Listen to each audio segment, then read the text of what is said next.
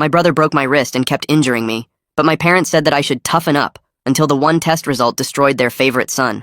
Growing up, I played soccer with my older brother Tyler every weekend at the park near our house. I was 14 and he was 17, and our parents loved that we had this thing we did together. They'd bring folding chairs and cheer us on while we practiced drills and played one-on-one. Tyler was bigger and stronger, so obviously he usually won, but it was still fun until junior year hit, and he started getting really aggressive about everything. The first time he deliberately tripped me, I thought it was an accident. I went down hard and scraped my knee pretty bad. My mom ran over with Band-Aids while my dad told me to walk it off. Tyler said he was going for the ball and I got in the way. The next weekend he shoulder-checked me into the goalpost.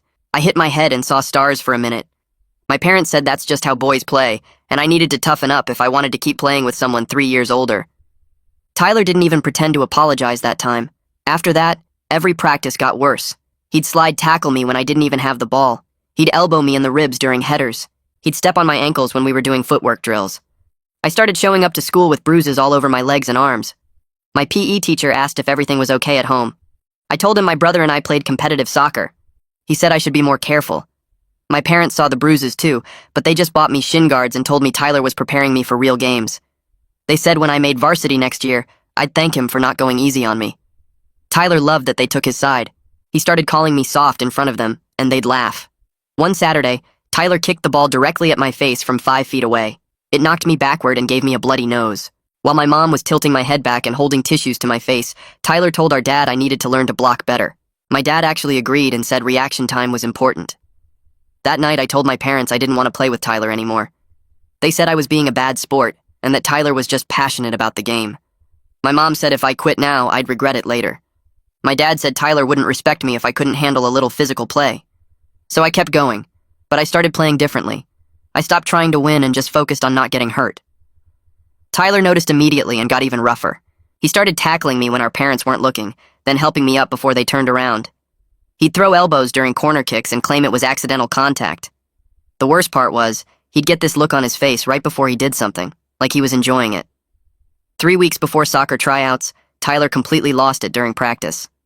I'd actually gotten past him with the ball and was about to score when he came up behind me and kicked my legs out from under me. Not a slide tackle, just straight up kicked the back of my knees. I went down face first and felt something pop in my wrist. Tyler stood over me and said I should have passed instead of showing off. My parents finally took me to urgent care, but only because my wrist was swelling up. The doctor said it was sprained and asked how it happened. My mom said it was a soccer accident. The doctor looked at all my other bruises and old scrapes and asked if I'd had any other soccer accidents recently. My dad laughed and said boys will be boys. The doctor didn't laugh.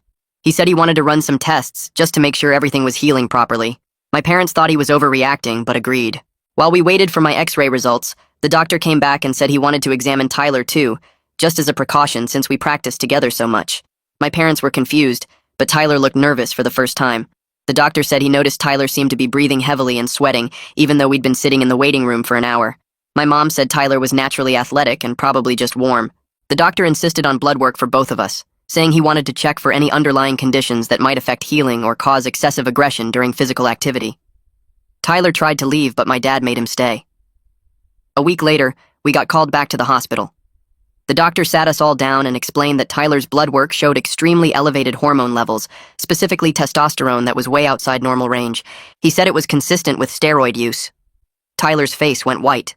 Tyler pushed his chair back and stood up fast, heading for the door like he could just walk out of this whole situation.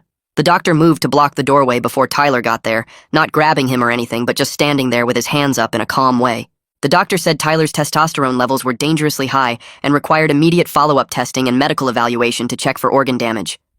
My parents looked at each other with these confused and angry expressions, like they couldn't believe what they were hearing.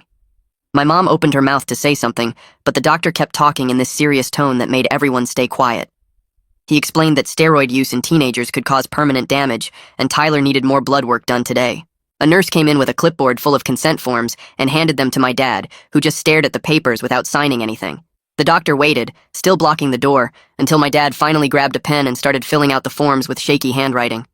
Tyler sat back down and put his head in his hands, while the nurse tied a rubber band around his arm to draw more blood. The doctor pulled over a rolling stool and sat down facing all of us, his hands folded together like he was about to explain something important. He started talking about what anabolic steroids do to a teenager's body and brain, using words like increased aggression and severe mood swings and violent behavior changes. My mom kept shaking her head back and forth saying Tyler would never do drugs, that he was a good kid who worked hard. But I wasn't looking at my mom or the doctor. I was watching Tyler's face go from white to bright red as the doctor listed off symptoms that perfectly matched every behavior change over the past year. The anger that came out of nowhere, the way he'd lose control during practice, how he started getting mean even when we weren't playing soccer.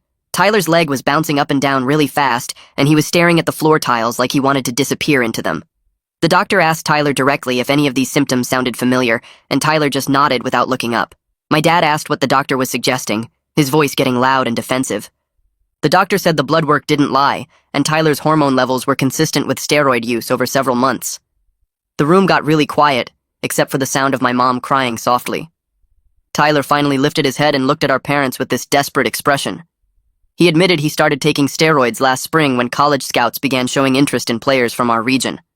His voice cracked when he said it, like he was about to cry too. Tyler said everyone on the varsity team knows guys who use them, and he felt like he needed an edge to get noticed for scholarships. He looked at my dad when he said our family can't afford college without financial aid. My dad's face went from confused to absolutely furious in about 2 seconds. He stood up so fast his chair scraped loudly against the floor and started yelling about how Tyler threw away his entire future. My dad demanded to know where Tyler even got illegal drugs, his voice getting louder with every word. Tyler yelled back that Dad was the one who'd been pressuring him about scholarships since freshman year. Tyler stood up too, and they were facing each other across the small exam room. Tyler said our family was counting on him to get a free ride to college, that Dad reminded him every single day how much was riding on his soccer career. My mom tried to say something, but both of them kept yelling over her. The doctor stood up and raised his voice just enough to cut through their argument. He said very firmly that they needed to stop and listen, because this was serious. The doctor explained that Tyler needed to stop using steroids immediately, but had to do it under medical supervision because quitting cold turkey could be dangerous. He pulled out his phone and started making calls right there in the room to schedule follow-up appointments with an endocrinologist. The doctor made it very clear this wasn't optional, that Tyler would be monitored weekly until his hormone levels stabilized. Then the doctor turned to my parents and said they needed to discuss my injuries now. My whole body tensed up because I knew this was my chance to finally tell the truth. I spoke up for the first time since we got to the hospital, and my voice was shaking so bad I could barely get the words out. I told the doctor about every deliberate hit and trip and tackle over the past year. My parents both tried to interrupt me, saying I was exaggerating or misremembering, but the doctor held up his hand and told them to let me finish. So I kept going, describing how Tyler would hurt me when they weren't looking and then help me up before they turned around. I told the doctor about the elbows during corner kicks that Tyler claimed were accidental contact. I explained how Tyler would get this look on his face right before he did something, like he was planning it. The doctor listened to everything without interrupting, just nodding and taking notes on his tablet. When I finished talking, the doctor asked if he could examine the bruises on my arms and legs. I pulled up my sleeves and pant legs to show him all the marks in different stages of healing. The doctor took photos with his tablet for my medical record, and I heard my mom gasp when she saw how many bruises there actually were. He asked me directly if I ever felt unsafe at home, and I admitted that I dreaded every weekend knowing we had soccer practice. I told him Tyler would find ways to hurt me, while our parents sat in their folding chairs and cheered. My mom started crying harder, saying she had no idea it was deliberate. She kept repeating that she thought it was just rough play between brothers, that boys are physical when they compete. My dad sat completely silent with his arms crossed tight against his chest, and his jaw clenched so hard I could see the muscles moving. I couldn't tell if he was angry at Tyler for hurting me, or angry at me for telling the doctor everything. The doctor closed his tablet and looked at my parents with this really serious expression. He explained that my wrist sprain could have been much worse, that I was lucky I didn't break any bones. Then he said the repeated head impacts, like when Tyler shoulder-checked me into the goalpost, carried serious concussion risks. The doctor told my parents he was mandated by law to file a report with Child Protective Services. My mom asked why that was necessary when it was just a sports accident. The doctor said very clearly that this constituted sibling abuse regardless of whether it happened during sports activities. My dad's face went pale, and he asked what that meant for our family. The doctor said someone from CPS would contact them within a few days to schedule interviews. The nurse came back with papers about Tyler's follow-up appointments and medication to help with the steroid withdrawal symptoms. We all walked out to the parking lot without talking, and the drive home was completely silent, except for my mom's occasional sniffling from the front seat. Tyler stared out his window at the houses going by, and I held my wrapped wrist carefully in my lap so it wouldn't bump against anything. My dad gripped the steering wheel so hard his knuckles turned white, and I watched his hands the whole way home because I was too scared to look at anyone's face. When we got home, Tyler went straight upstairs without looking at anyone, and I heard his door close hard enough to shake the wall. My parents stood in the kitchen whispering to each other while I grabbed a glass of water and went to my room. I lay on my bed, staring at the ceiling and holding my wrapped wrist against my chest. Around 10 that night, I heard my parents' bedroom door close, and then their voices started getting louder. My dad's voice came through the wall first, saying something about how my mom always made excuses for Tyler and never taught him to control himself. My mom's voice got higher, and she said my dad was the one who pushed Tyler too hard about scholarships and made everything about soccer. They went back and forth like that for maybe 20 minutes, their voices rising and falling, and I pulled my pillow over my head, but I could still hear them blaming each other for what Tyler did. The next morning, my dad knocked on Tyler's door at 7 and told him to get up and come downstairs. I heard Tyler's footsteps in the hallway and followed them down to find my dad standing in the kitchen with his arms crossed. My dad held out his hand and told Tyler to give him his phone right now. Tyler argued that he needed it for the team group chat, and my dad's face went red as he said Tyler wouldn't be on the team much longer once the school found out about the steroids. Tyler handed over his phone, and my dad said he was grounded until further notice, which meant no friends, no going out, nothing but school and home. My mom appeared in the kitchen doorway and started making pancakes without saying anything. She does that when she's stressed, just starts cooking like it'll fix everything. The smell of butter and batter filled the kitchen, but none of us were hungry. I poured cereal and pushed it around my bowl while Tyler sat across from me staring at the table. My mom put a stack of pancakes in the middle, but nobody touched them. She kept glancing at me with this expression that looked guilty and uncomfortable at the same time. Finally, she said she was sorry she didn't believe me about Tyler being too rough during practice. Her voice had this defensive edge to it, though, like she was apologizing because she had to, not because she really meant it. I just nodded and kept eating my cereal one piece at a time. Monday morning came and my dad stayed home from work. I got ready for school and came downstairs to find him sitting at the kitchen table with his phone and a cup of coffee. He told me to go get my backpack, and I knew he was waiting for me to leave before he made the call. Instead, I grabbed my stuff and sat on the stairs where I could hear through the kitchen doorway. My dad dialed and asked for the athletic director. His voice sounded tight and embarrassed as he explained that his son Tyler had tested positive for elevated hormone levels consistent with steroid use. He said the family was taking this very seriously and wanted to report it before anyone else found out. I heard him answer questions about when we found out and what doctor did the testing. His shame came through in every word. That afternoon, the school called and required Tyler to meet with the athletic director, principal, and head coach at 3. My dad left work early and picked Tyler up from the school. They drove off together and my mom started pacing around the kitchen the second they left. She wiped down counters that were already clean. She reorganized the junk drawer. She folded dish towels that were already folded. I did my homework at the kitchen table and watched her move from one pointless task to another for 2 whole hours. When the front door finally opened, Tyler walked straight past us and up the stairs. His door slammed so hard a picture frame rattled on the wall. My dad came into the kitchen and told my mom that Tyler was suspended from the soccer team while they did a full investigation. He said the school might kick Tyler out of all sports permanently because they have a zero-tolerance drug policy. Steroids counted as performance-enhancing drugs, even though Tyler wasn't caught using them at the school. My mom pressed her hand against her mouth and sat down hard in a kitchen chair. That evening, my parents called both of us into the living room for a family meeting. We all sat down in different spots, nobody close to anyone else. My dad started by saying we needed to address what happened. Then he immediately switched to talking about Tyler's future and how this suspension could ruin his chances at college. He talked about scholarship opportunities disappearing and how this would follow Tyler forever. I listened for maybe 3 minutes before I couldn't take it anymore. I interrupted and asked if anyone was going to talk about how Tyler hurt me on purpose for months while they watched and told me to toughen up. My mom said we would get to that, but right now they needed to figure out Tyler's situation first. That made it so clear that I still wasn't the priority, that even after everything, Tyler's future mattered more than what he did to me. I stood up and told them I was done being ignored. I said a doctor had to force them to take me seriously, and I wasn't going to sit there while they planned how to save Tyler's reputation. My dad's voice got sharp, and he ordered me to sit down and show some respect. I walked out instead and went upstairs to my room. I locked my door and sat on my bed with my back against the wall. Through the wall I shared with Tyler's room, I heard him start crying. His voice came through muffled but clear enough that I could hear him telling our parents he felt so much pressure to be perfect and get scholarships. He said he thought steroids were his only option because he was so scared of letting everyone down. My mom's voice got soft and comforting. My dad asked why Tyler didn't just talk to them about the pressure. I sat there listening and wanted to scream that I had tried talking to them for months about Tyler hurting me, and they never listened to me at all. The next morning I walked into school and immediately felt people staring at me.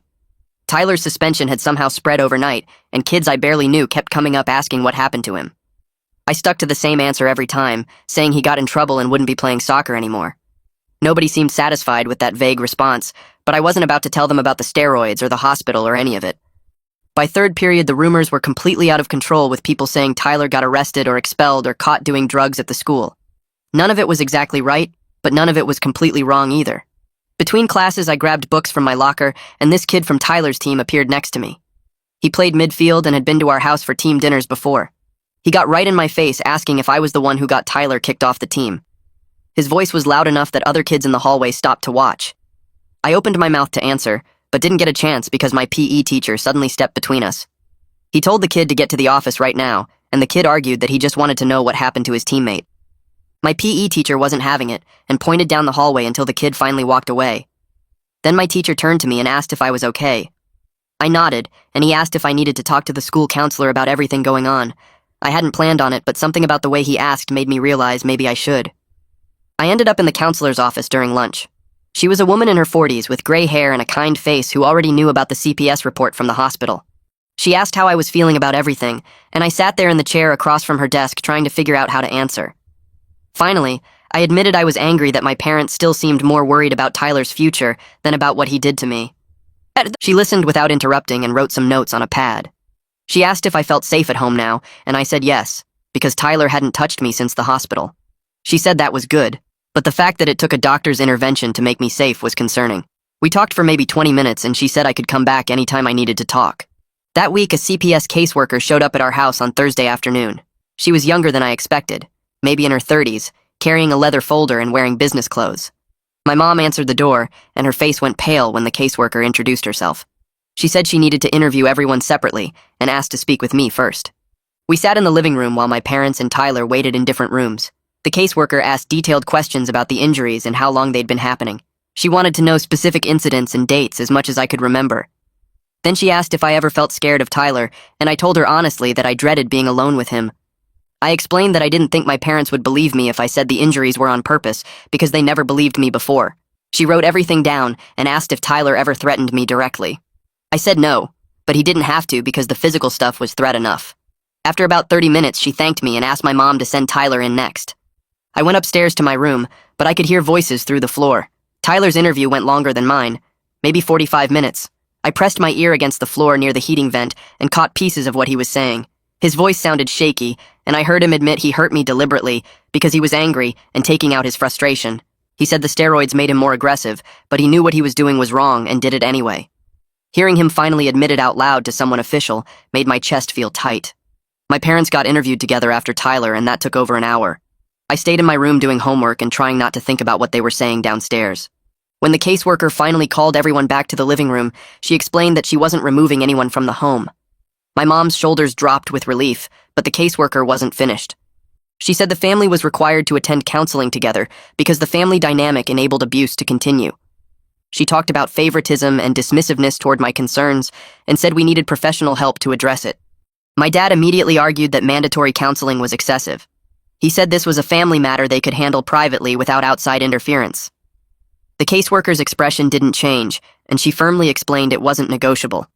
She said if they refused, she would escalate the case and my parents would face more serious consequences. My dad's face turned red, but he agreed to weekly family therapy sessions. The caseworker handed my mom a list of approved therapists and left.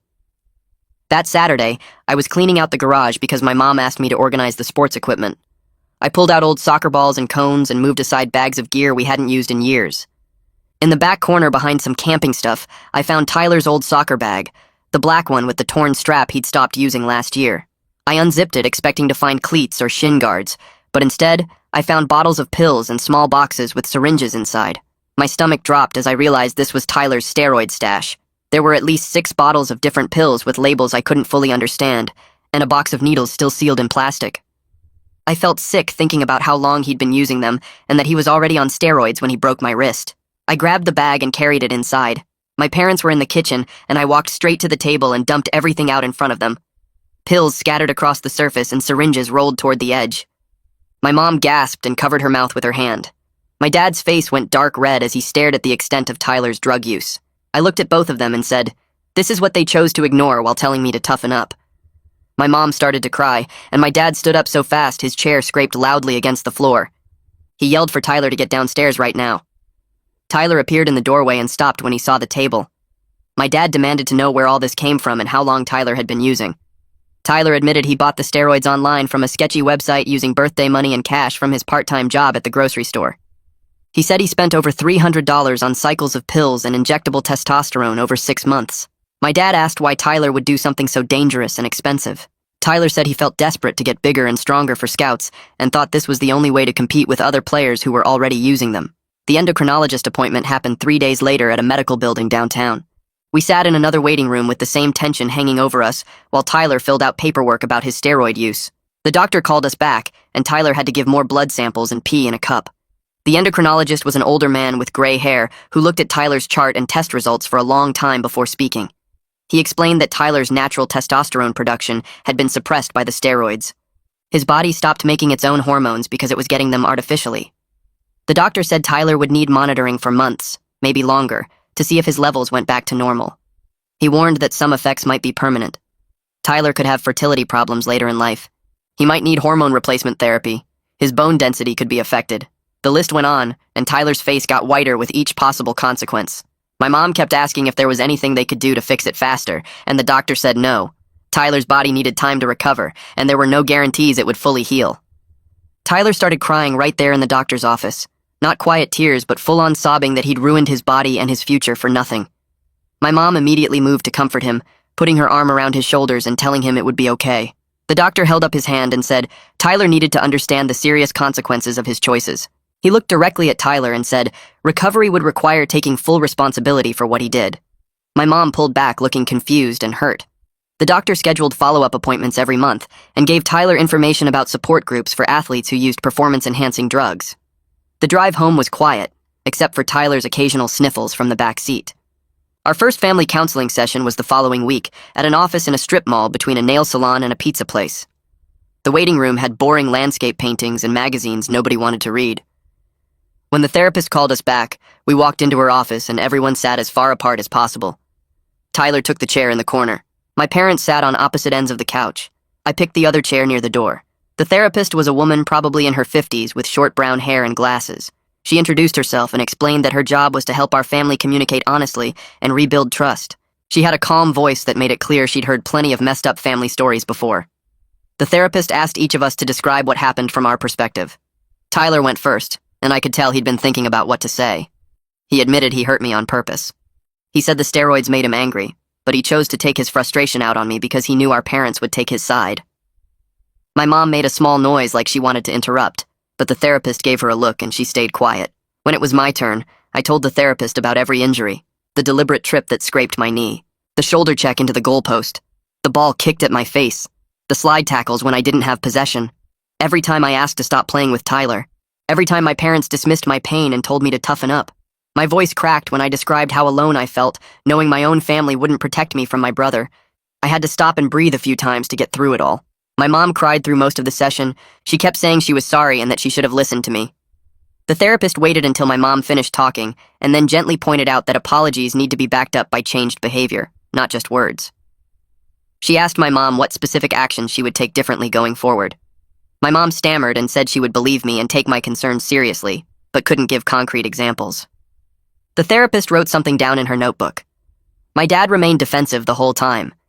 He argued that he was trying to prepare me for real competition and that he didn't know Tyler was deliberately hurting me. He thought it was just rough play between brothers. The therapist challenged this directly. She asked how many bruises and injuries it took before he questioned whether something was wrong. My dad's face turned red, and he said he trusted Tyler's explanation that it was accidental. The therapist asked if that was really trust, or if it was easier to believe Tyler because acknowledging the truth would mean admitting he failed to protect his younger son. My dad didn't answer that. The therapist identified our family pattern of prioritizing Tyler's achievements and future over my safety and well-being. She said this favoritism created an environment where Tyler felt entitled to hurt me, and I felt voiceless. Both parents contributed by dismissing my concerns every time I brought them up. She used the word enabling, and my mom flinched like she'd been slapped. The therapist explained that Tyler's steroid use and violent behavior didn't happen in a vacuum. The family system allowed it to continue by making excuses and looking the other way. By the end of the first session, the therapist assigned homework to everyone. My parents had to write down specific instances where they dismissed my injuries and think about why they chose to believe Tyler over me. Tyler had to write about what drove him to hurt me and what he was really angry about underneath the steroid rage. I didn't get homework, which felt weird, but also fair since I was the one who got hurt. The therapist scheduled our next appointment for the following week and said this was just the beginning of a long process. She warned us that things might get harder before they got better because we were pulling back layers of family dysfunction that had been building for years. Nobody talked on the drive home. A few days later, Tyler knocked on my bedroom door. I was doing homework at my desk and didn't want to deal with him, but he knocked again. I opened the door and just looked at him without saying anything. He asked if we could talk, and I was wary, but let him in anyway. He sat in my desk chair while I sat on my bed with my arms crossed, waiting to hear what he had to say.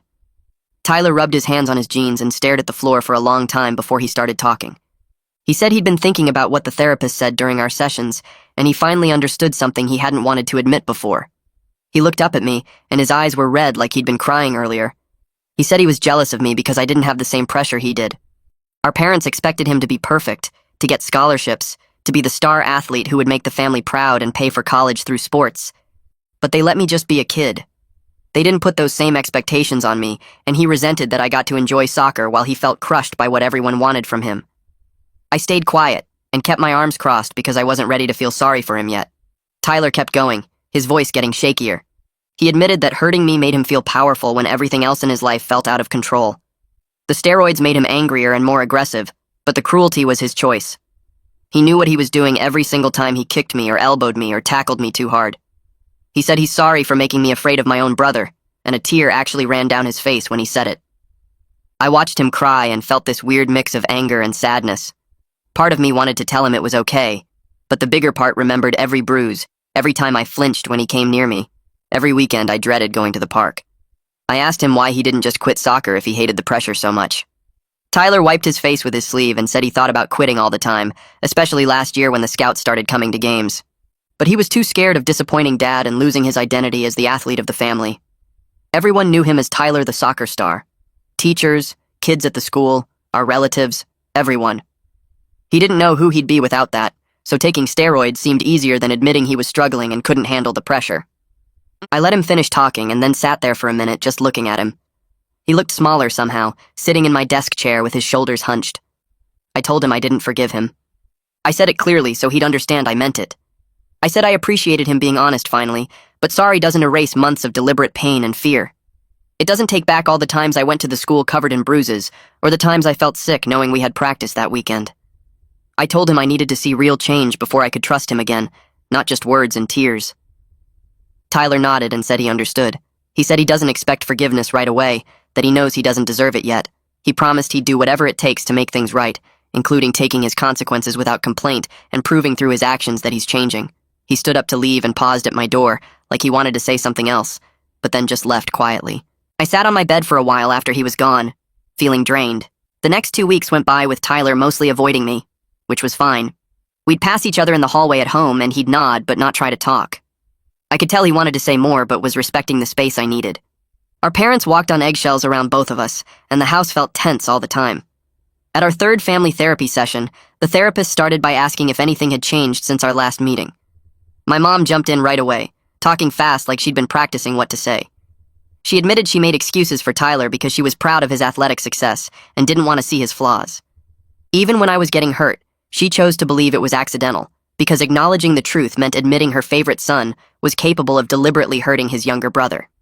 The therapist asked her why Tyler's success mattered so much, and my mom's voice cracked when she said she wanted other people to see our family as successful. She wanted to be the mom of the star athlete, and she let that pride blind her to what was really happening. She looked at me when she said this, and I could see she meant it, but it still hurt knowing she picked Tyler's reputation over my safety for so long. My dad had a much harder time admitting fault.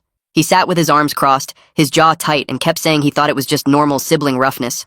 The therapist pushed him, asking direct questions about specific injuries I'd reported. She asked how a bloody nose from a ball kicked directly at my face from 5 feet away could be accidental. She asked how many times a kid needs to come home bruised before a parent questions what's happening. My dad's face turned red, and he said he trusted Tyler's explanations, but the therapist cut him off. She said that wasn't trust. That was choosing the easier path because acknowledging the truth would mean admitting he failed to protect his younger son. The room went silent for a minute. My dad uncrossed his arms and put his hands on his knees, staring at the floor. Finally, he said he put too much pressure on Tyler about scholarships and dismissed my injuries because he was so focused on Tyler's athletic career and our family's financial future. He said the words quietly, like they hurt to say out loud. He admitted he valued sports success over my safety, and he's ashamed of that. Hearing him actually say it made something loosen in my chest, but I still felt angry that it took a therapist forcing him to see it. The therapist spent the rest of the session helping us establish new family rules. She wrote them down on a big notepad so everyone could see. No more soccer practice between Tyler and me, ever. Regular family meetings every Sunday night to discuss concerns before they build up. A commitment that my parents will listen when I say something is wrong instead of automatically taking Tyler's side or dismissing my concerns. She made my parents repeat the rules out loud and agree to them, and made Tyler and me agree too. It felt weird having rules written down like we were little kids, but I also felt relieved having them in black and white. 2 months passed with our family going to therapy every week and actually following the new rules. Tyler went to his substance abuse counseling and saw his endocrinologist for monitoring. I played soccer with my freshman team, and my parents came to every game, cheering for me without comparing me to Tyler. Things felt different at home, still awkward sometimes, but better. Then one afternoon, Tyler came home from the school and went straight to his room without saying anything. My mom called up asking if he wanted a snack, and he said no. An hour later, my dad got home from work and knocked on Tyler's door. I was in my room doing homework, but I could hear them talking, Tyler's voice muffled and upset. My dad came out and called my mom upstairs, and they both went into Tyler's room and closed the door. I heard my mom gasp, and then everything went quiet. They stayed in there for a long time. When Tyler finally came out for dinner, his eyes were puffy and red. He sat down at the table and my parents sat on either side of him. My dad explained that Tyler received official notice from the school district that day. His athletic eligibility was revoked for the remainder of high school because of the steroid use. No college scouts would be allowed to watch him play, even if the team let him back, which they wouldn't. The scholarship opportunities he'd been chasing since freshman year were completely gone. My mom reached over and squeezed Tyler's hand. I didn't know what to say, so I just ate my dinner and listened. Tyler spent the whole next day in his room with the door closed. I heard him moving around in there, and once I heard something hit the wall, but mostly it was just quiet. My parents gave him space, though my mom kept walking past his door like she wanted to knock. The day after that, Tyler came out in the morning and sat down with our parents at the kitchen table. I was eating cereal and getting ready for school. Tyler told them he accepts the consequences of what he did. His voice was steady, not angry or crying. He said maybe it's better this way because now he can figure out who he is without soccer defining him. He said he's been Tyler the soccer player for so long that he forgot there could be other things he's good at or interested in. My dad asked what he meant, and Tyler said he'd been thinking about maybe studying sports medicine or physical therapy in college. He wanted to help athletes stay healthy instead of hurting themselves like he did. My mom started crying again, but this time she was smiling too. She said she was proud of him for accepting responsibility and thinking about his future in a new way. My dad nodded and said they'd help him research other paths to college, including academic scholarships and community college transfer programs. It was the first time I'd seen them support Tyler in something that wasn't about athletics, and I could see the relief on Tyler's face. That weekend, my parents sat down with Tyler at the kitchen table with a laptop and a stack of brochures they'd picked up from the guidance counselor's office. My mom opened a website showing community college programs, while my dad had a notebook ready to write down costs and requirements. Tyler pulled his chair closer and started reading through the nursing and physical therapy program descriptions. I was doing homework at the counter, but could hear them discussing transfer agreements with 4-year schools and how Tyler could save money by living at home for 2 years. My dad calculated numbers on his phone, while my mom bookmarked pages about academic scholarships that didn't require athletic participation. Tyler asked questions about application deadlines and prerequisite classes, and for the first time I heard genuine interest in his voice, instead of the pressure and stress that used to be there when they talked about his future. My mom printed out a checklist of things Tyler needed to do, and my dad said they'd visit 3 local community colleges next month to tour the campuses and talk to advisors. Tyler thanked them and took the papers to his room to read through everything more carefully. The following Monday, Tyler came home from the school with a packet from the counseling office. The school mandated that he attend substance abuse counseling every week in addition to our family therapy sessions. Tyler signed the consent forms without arguing, and my mom scheduled his first appointment for that Thursday. When Thursday came, Tyler drove himself to the counselor's office across town and was gone for over an hour. He came home quieter than usual, but not upset, just thoughtful. At dinner that night, he mentioned that the counselor was helping him understand the pressure he'd felt and why taking steroids seemed like a solution when it actually made everything worse. Over the next few weeks, Tyler went to counseling every Thursday after school. He started talking more openly about what he was learning, explaining how the counselor taught him different ways to handle stress and expectations. One evening, he told me the counselor said a lot of student athletes struggle with the same pressures he did, and that asking for help was actually stronger than trying to handle everything alone. 3 months after everything started, my wrist felt completely normal again. I could bend it all the way and put weight on it without any pain. Soccer tryouts for the freshman team were coming up, and I decided to go for it. The tryouts lasted 3 days with drills and scrimmages, so the coaches could see everyone's skills. I was nervous the first day, but once I started playing, I remembered how much I actually enjoyed soccer when I wasn't scared of getting hurt. I passed the ball cleanly, made a few good defensive plays, and even scored once during a practice game. At the end of the 3rd day, the coach posted the roster and my name was on it. I made the team. My first official game was on a Saturday morning against another school in our district. My parents came and sat in the bleachers with their folding chairs and a cooler of drinks. When I scored in the second half, my mom jumped up cheering and my dad clapped and yelled my name. Nobody compared my playing to Tyler's or said I should have done something differently. They were just proud of me for being me. Tyler started coming to my games too. He'd sit with my parents in the bleachers and cheer whenever our team did something good. The first time I saw him there, I felt weird about it, wondering if he'd critique my playing or make comments about what I should have done. But he didn't. When I scored, he stood up and clapped, just like my parents did. After the game, he told me I played well and asked if I was having fun with the team. He never made it about himself or talked about how he would have handled a play differently. He just supported me. Over the next few games, I got used to seeing him there, and it stopped feeling strange. He brought water bottles for the team once and helped my coach carry equipment to the car after practice. My teammates thought it was cool that my older brother came to watch us play. In our weekly family therapy session, the therapist asked us to talk about the progress we'd made since we started coming. My mom said she was proud of how Tyler was handling his counseling and college research. My dad said he appreciated that I'd given soccer another chance and was doing well on my team. Tyler said he felt less pressure now that he wasn't trying to be perfect all the time. I said things felt better at home, but I was still working on trusting everyone again. The therapist nodded and said our family had come a long way in just a few months. She reminded us that acknowledging problems was important, but real change takes years of consistent effort, not just a few months of trying harder. She said we'd built a good foundation, but we needed to keep working at it every single week. My parents agreed and said they were committed to continuing therapy as long as we needed it. Tyler said the same thing. The therapist scheduled our next appointment and gave us homework about communication skills to practice at home. My parents started treating Tyler and me more equally in small ways that added up. My mom helped me with a history project about World War II, spending an evening looking up information with me and helping me organize my presentation. My dad taught me how to change a tire one Saturday afternoon in our driveway, showing me where the jack went and how to loosen the lug nuts. He let me do most of the work while he supervised and answered my questions. At dinner, they asked about my day and what I was learning in my classes, instead of only focusing on Tyler's situation and appointments. My mom came to my school's open house and met my teachers, asking them about my progress and what I could work on. My dad took me to get new soccer cleats and let me pick the ones I wanted instead of telling me which ones were best. These were small things, but they showed me that my parents were paying attention to me as an individual person, not just Tyler's younger brother. Tyler got a part-time job at a sporting goods store in the mall. He worked 3 afternoons a week and every Saturday, helping customers find equipment and restocking shelves. His first paycheck went into a savings account he opened specifically for college. He showed me his account balance on his phone and explained how much he was trying to save each month. One night at dinner, he mentioned he'd been reading about sports medicine and physical therapy programs. He said he liked the idea of helping athletes stay healthy and avoid injuries instead of pushing themselves too hard like he did. My dad asked questions about what kind of training those careers required, and my mom looked up salary information to show Tyler he could make a decent living doing that kind of work. Tyler seemed excited talking about a future that didn't revolve around playing soccer professionally.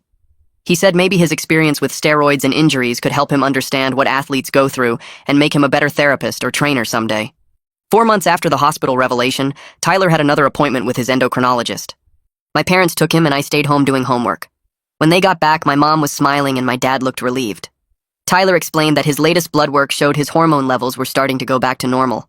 The doctor said Tyler's young age meant his body would likely recover fully, though he'd need to keep getting tested every few months for another year to make sure everything stayed on track. The doctor warned that some guys who used steroids as teenagers had permanent problems, but Tyler's results looked promising. Tyler seemed lighter after hearing that news, like a weight had been lifted. That night at dinner, he actually joked around with me about a TV show we both watched, something he hadn't done in over a year. I joined a youth soccer league that played on Sunday afternoons at fields across town. None of the kids there went to my school, so nobody knew about Tyler or what had happened with our family. It felt good to just be a player without carrying all that history. I made friends with a few guys on my team who invited me to hang out after games. We'd get pizza or go to someone's house to play video games. They liked me for who I was, not because my brother used to be a star athlete or because of any drama. I scored 3 goals in my first month with the league, and my coach said I had good instincts on the field. Playing soccer became fun again instead of something that reminded me of getting hurt. Tyler and I started playing video games together sometimes after dinner. He'd knock on my door and ask if I wanted to play the racing game we both liked, or try a new game he'd downloaded. At first I was cautious, but Tyler was careful not to push me or make it competitive in a bad way. He let me pick the games and didn't get mad if I won. If I said I was tired or wanted to stop, he'd just say okay and go back to his room without making me feel guilty. We'd play for maybe half an hour or an hour, sometimes talking about school or his job, sometimes just focusing on the game. It felt like we were carefully rebuilding something that had been broken, taking small steps toward being brothers again instead of enemies. I appreciated that Tyler respected my boundaries and let me control how much time we spent together. He was proving through his actions that he really was changing, not just saying sorry and expecting everything to be fine immediately. A few weeks later, Thanksgiving rolled around and my mom started planning the menu like she always did. She asked both Tyler and me what sides we wanted, instead of just assuming Tyler's favorites would be everyone's favorites. My dad helped her cook the turkey while Tyler and I set the table together, working quietly, but without the tension that used to fill every room we shared. When we all sat down to eat, my mom said we should each share something we were grateful for before digging in. My dad went first and said he was grateful our family was still together and working on being better. My mom said she was grateful for second chances and for having 2 sons who were willing to forgive their mistakes. Tyler said he was grateful for his health coming back and for the chance to figure out who he was without soccer defining him. When it was my turn, I said I was grateful that our family was finally being honest with each other, even though it took a crisis to get here. Nobody argued or made excuses, and we ate dinner talking about normal stuff like school and work and the football game on TV. It was the first Thanksgiving in years that didn't revolve around Tyler's upcoming games or his stats or which college scouts had contacted him.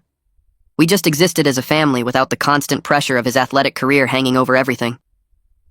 6 months after that day in the hospital when everything came out, my parents knocked on my bedroom door one evening and asked if we could talk privately.